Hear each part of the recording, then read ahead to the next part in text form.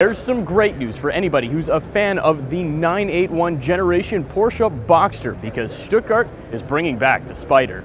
You might remember the last Boxster Spyder, a lightweight model with performance-focused upgrades to the suspension and powertrain. Well, same goes here, but this time around it gets a larger 3.8-liter flat six, similar to the Cayman GT4, but with a slightly downrated 375 horsepower. This thing weighs 2,899 pounds, which really isn't that much lighter than a normal Boxster, but the bigger engine will mean that it's a much more potent product. Other noteworthy changes to the car include a firmer suspension that sits 20 millimeters lower than the normal Boxster does. It also borrows brakes from the 911 Carrera and the same front and rear fascia pieces from the Cayman GT4 that I mentioned earlier. Shifting happens exclusively through a manual transmission, and as was the case with the previous model, air conditioning and a radio are both optional products.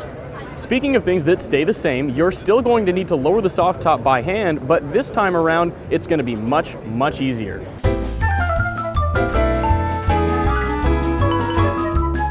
That's because this time the soft top is connected to a basic lightweight mechanical structure to make folding it back quite a bit easier.